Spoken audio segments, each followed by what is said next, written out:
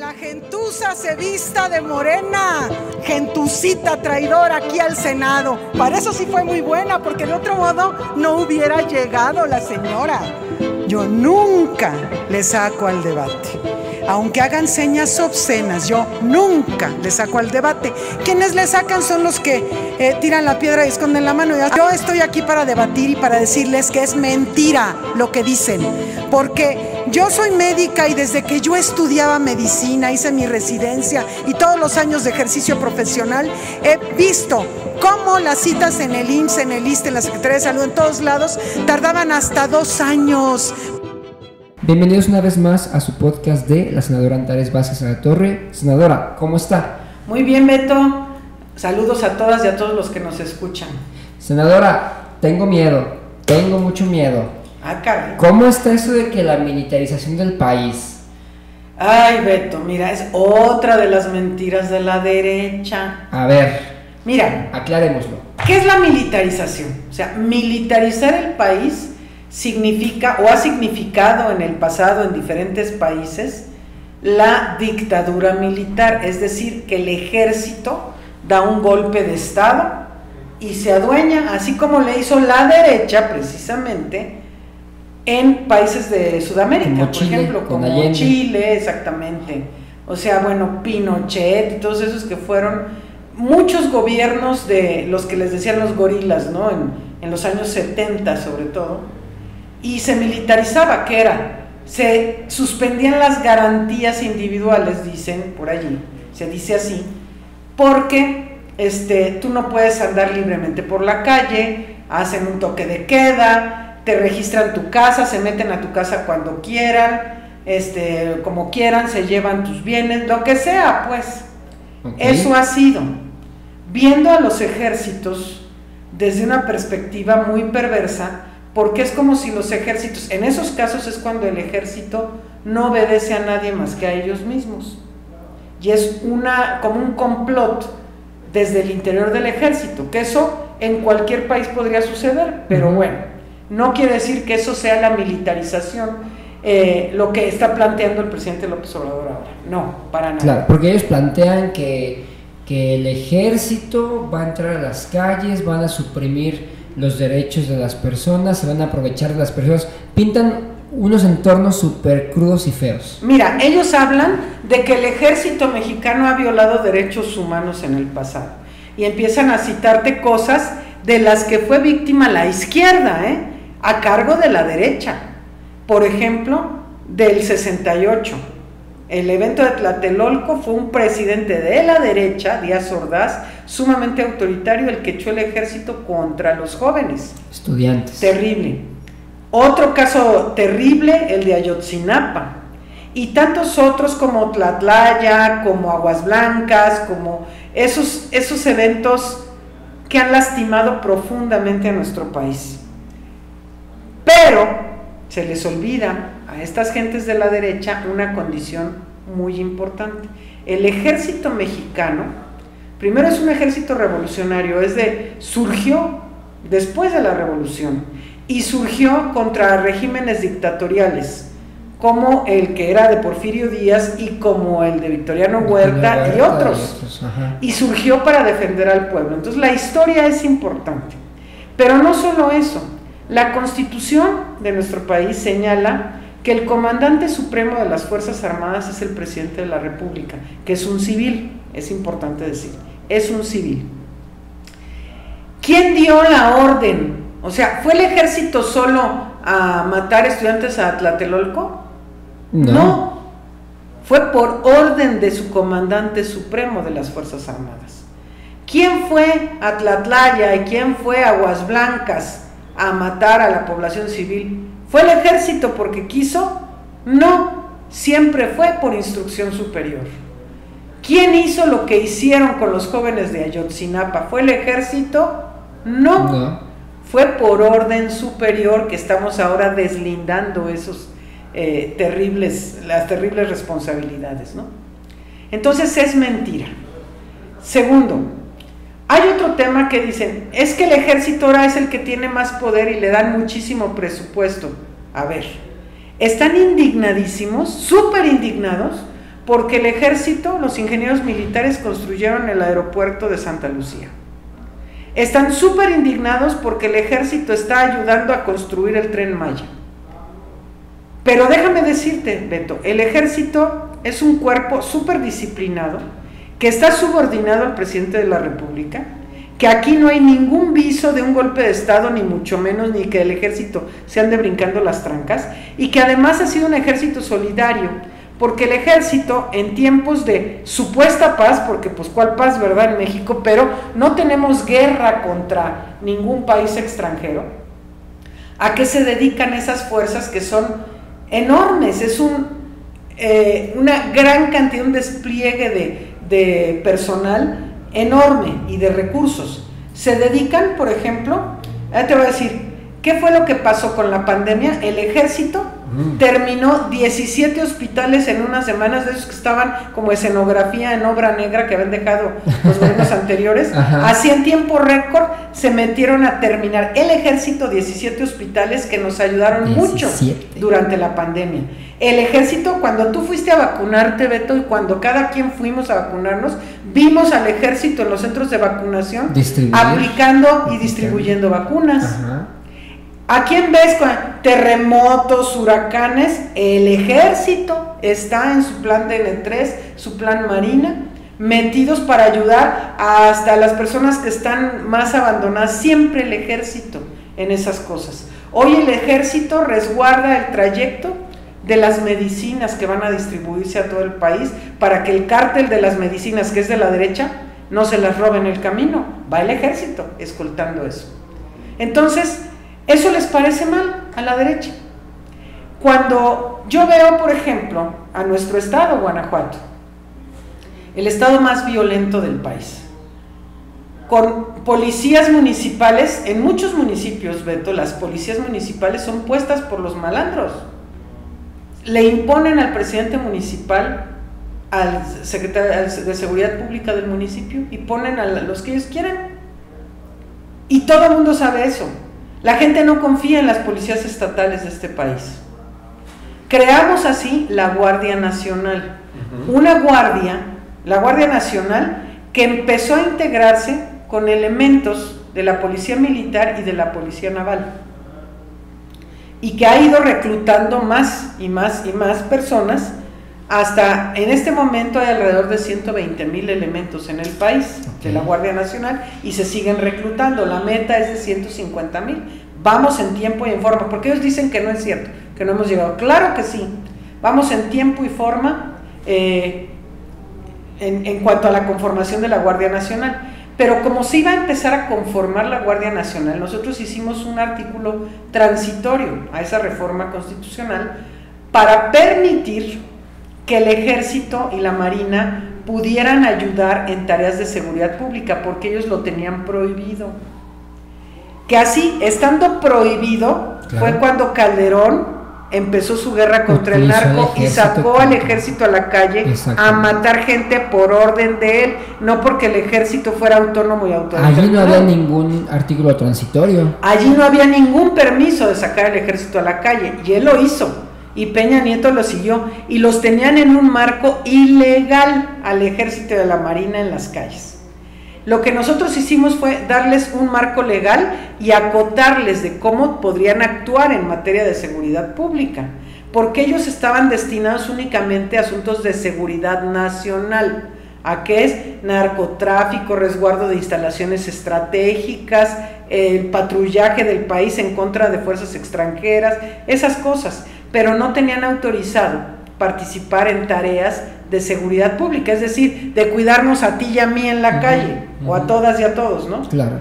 Entonces les dimos ese permiso, fue por unanimidad, y se dio permiso para que a partir del 2019 que aprobamos esto y hasta el 2024, el ejército y la marina pudieran ayudar en tareas de seguridad pública. Bueno, ahora el PRI hizo una iniciativa con la que nosotros estuvimos de acuerdo, una iniciativa para dejar que las Fuerzas Armadas siguieran ayudando hasta el 2029, es decir, modificar ese artículo transitorio para prolongar la participación de las Fuerzas Armadas en seguridad pública hasta el 2029. Okay. Morena estuvo de acuerdo. En la Cámara de Diputados se obtuvo la mayoría calificada porque votaron a favor no solo los del PRI, sino Morena, PT y el Partido Verde. Nunca el PAN. No, el PAN nunca. Ellos quieren que el ejército esté en la ilegalidad. Entonces, bueno, pasa al Senado y acá se ponen bien tontos y dicen que no porque López Obrador quiere militarizar el país. ¿Cuál militarizar? A ver, yo te pregunto, Beto, tú como guanajuatense, ¿qué prefieres? ¿Que se vaya el ejército? No. ¿Que se vayan a sus cuarteles el ejército y la marina? Mire, le voy a platicar. Romita, que es una ciudad donde he ido últimamente, hay un regimiento de la Guardia Nacional, creo que es el 3 o el 1, no recuerdo, justo atrás de donde vive mi novia, y ahí está el cuartel. La gente de ahí de Romita me dice, desde que llegaron ellos, y curiosamente ahí hay un banco del bienestar también.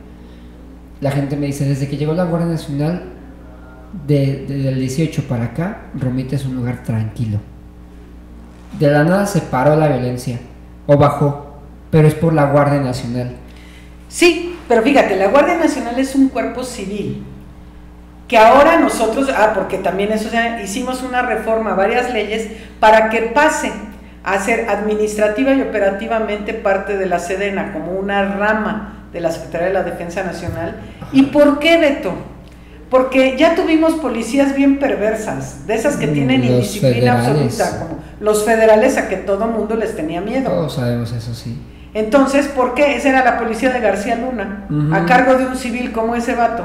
¿A poco los civiles todos son buenos y los militares son malos? No, depende de qué civil y depende de cuál ejército, ¿verdad? Entonces, eso se atacaron y entonces dicen que se militarizó. No.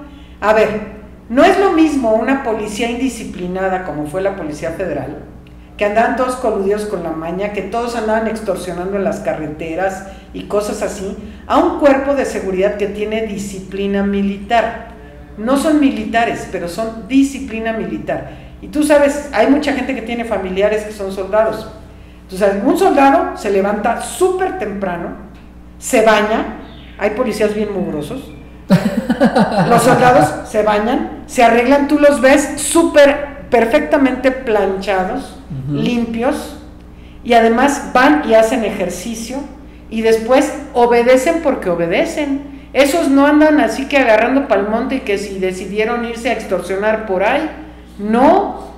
El soldado tiene que estar en su pelotón y tiene que obedecer a su superior, sí o sí, porque tienen una disciplina que si se indisciplinan ellos son muy sancionados, mucho.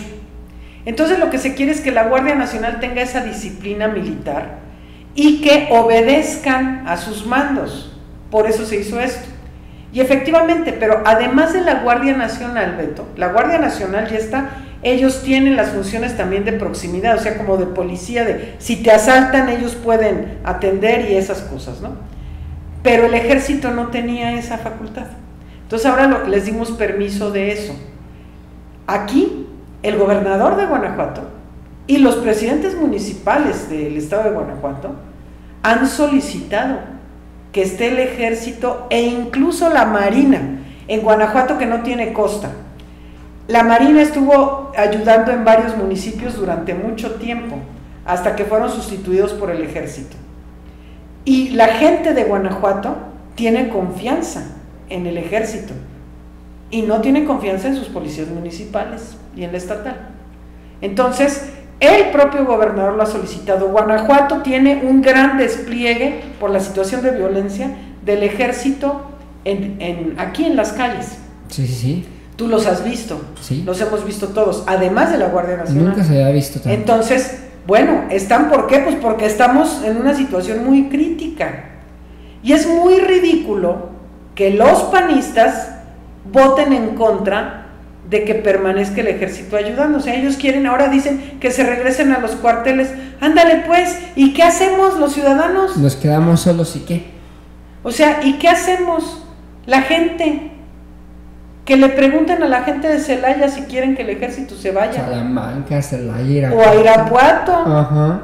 O al mismo León. O sea, ¿cómo va a querer la gente eso? No. Entonces, es un absurdo. Lo que pasa es que ellos están molestos de todo, entonces votan en contra de todo lo que diga el presidente, ¿no? Una oposición razonada. Exactamente, porque los estados gobernados por el PAN son los más violentos del país. En esa situación está Guanajuato en primerísimo lugar, está Chihuahua, que ha sido gobernado también por el PAN todo este tiempo. Está gravísima la situación allí, pero dicen eso, entonces se ponen como locos. Imagínate en Michoacán, que acaba de dejar de gobernar Silvano Aureoles, su hermano que es senador, dice que se vaya el ejército, como lo dejó destrozado el estado del señor. Entonces, son cuestiones muy absurdas que son totalmente antipopulares, porque si le preguntaran a sus representados, la gente les diría qué hacer, como le hacemos nosotros. Yo por eso ando preguntándole a la gente, ¿cómo quieren que yo vote? Con encuestas fiables. Pues no con encuestas, sino directamente voy así, oiga, a ver, va un grupo de personas, les explico cómo está la reforma, díganme qué quieren que yo vote, a favor o en contra, y la gente me pide que vote a favor, que fue lo mismo que pasó con la reforma eléctrica, ¿no? Que la gente me pedía que votáramos a favor. Lo que pasa es que los panistas no se fijan en la gente, nunca los han volteado a ver, ellos están en su posición de grupo, pero es muy ridícula, porque sus propios gobernadores no quieren que se vaya el ejército. No, pues el ejército y la Guardia Nacional en cada uno de los estados les está resolviendo problemas que ellos no pueden resolver. Exactamente. Entonces es incoherente que ellos lo quieran fuera. O sea, vea el grado de incoherencia y desunión que hay en estos partidos, porque ni siquiera lo hacen por amor a la gente, porque ellos no viven ahí. Exacto, no, pero aquí sí viven, por ejemplo, los senadores del PAN de Guanajuato, votan en contra, los senadores del estado más violento, pero nunca han ido a preguntarle a las y los guanajuatenses qué opinan. O a los guanajuatenses que viven en las colonias más violentas. Exactamente, a ver qué hacen. Allí sí. Vente a vivir aquí a mi barrio a ver si aguantas. Haz tu encuesta acá para el no, mural, para allá, pues. Entonces, eso es lo que no es justo, porque tenemos que replantear lo que es la representación popular, Beto. O sea, si yo soy representante popular, no puedo tomar las decisiones por mi cuenta. Tengo que buscar la opinión de mis representados. Una duda, entonces, a ver, el hecho de que el presidente, el hecho de que ustedes, los senadores de Morena y muchos otros partidos, estén impulsando la iniciativa para darle las facultades a la Guardia Nacional y al Ejército del servicio a la seguridad pública, no es un golpe de Estado. Claro que no, claro que no. El golpe de Estado es una traición del ejército, que puede ser estando en los cuarteles y deciden insubordinarse, que fue lo que pasó en aquellos años, ¿no? Claro, que fue lo que le pasó a Francisco I. Madero. Mira, déjame decir, sí, exactamente. O sea, fue la insubordinación de un ejército fifí, porque así han sido esos ejércitos. Este no. El presidente lo ha dicho muchas veces, el ejército mexicano, como él dice, es pueblo uniformado, es la gente de abajo. Gente, tú ves, por ejemplo, el origen del general secretario, Luis Crescencio Sandoval. Ajá. Es de familia de militares, su papá era campesino, creo, y es de gente de abajo y que va escalando a base de trabajo y de honestidad, ¿no? Y de disciplina, porque ahí, para tú llegar a ser general, sí, no, pues tienes que haberle navegado y haberle chambeado y esforzado en la disciplina. Entonces, hoy el ejército, su comandante supremo se llama Andrés Manuel López Obrador, y obedecen. Pese a quien le pese. Exactamente. Y este comandante supremo, a diferencia de sus antecesores, no va a usar al ejército en contra del pueblo, como sí le hicieron los otros. Claro. Es decir, lo que pasó en el 68 y en todos los eventos horribles, nunca fue decidido solo por el ejército, no fue porque se le pegó la gana a un oficial, fue porque su jefe supremo los mandó. Pues yo creo que es importante que la gente esté informada respecto a este tema, por si en alguna ocasión les llegasen a preguntar, tengan un argumento sostenible y obviamente siempre vean por el bienestar de sus familias. Exacto. Y yo creo que el bienestar de las familias está en que la Guardia Nacional, el Ejército, que ha demostrado hasta este momento, si lo analizamos en estos 4 años de gobierno, no ha habido ningún escándalo. ¿No? Antes con nuestros gobiernos era el ejército responsable de puras abusos. Ahora el ejército ha actuado de manera muy humanizada, que no digo que el ejército tenga la culpa, sino que ellos obedecen órdenes. Sí. Pero ahora las personas que están a la cabeza del ejército es gente que está consciente, ¿no? Y trabajan en conjunto con un presidente que ha humanizado la política a unos niveles que no se imaginan. Yo creo que entonces es importante, senadora, que la gente que les platicáramos a las personas qué es lo que realmente es esta reforma. Ajá. Esta reforma y lo importante y la trascendencia que va a tener para los siguientes años, para sus hijos, los hijos de sus hijos. Senadora, para finalizar, ¿qué concluimos? Que hoy el ejército, Beto, no se ha usado para la violencia, sino que hoy las Fuerzas Armadas mexicanas están ayudando a construir la paz. Ahí lo tienen, amigos míos. Palabras más, palabras menos. Senadora, pues muchísimas gracias por acompañarnos en este podcast. Los invitamos a seguirla. La encontramos en Facebook, Instagram y YouTube. Facebook, Instagram, YouTube y TikTok como Antares Vázquez Alatorre. Y en Twitter como @AntaresVazAla. Ok, y Spotify pues podcast de la senadora Antares Vázquez Alatorre. Que pasen un buen día, hasta luego. Que la gentuza se vista de morena, gentucita traidora aquí al Senado. Para eso sí fue muy buena, porque de otro modo no hubiera llegado la señora. Yo nunca le saco al debate. Aunque hagan señas obscenas, yo nunca le saco al debate. Quienes le sacan son los que tiran la piedra y esconden la mano. Yo estoy aquí para debatir y para decirles que es mentira lo que dicen. Porque yo soy médica y desde que yo estudiaba medicina, hice mi residencia y todos los años de ejercicio profesional, he visto cómo las citas en el IMSS, en el ISSSTE, en la Secretaría de Salud, en todos lados, tardaban hasta 2 años.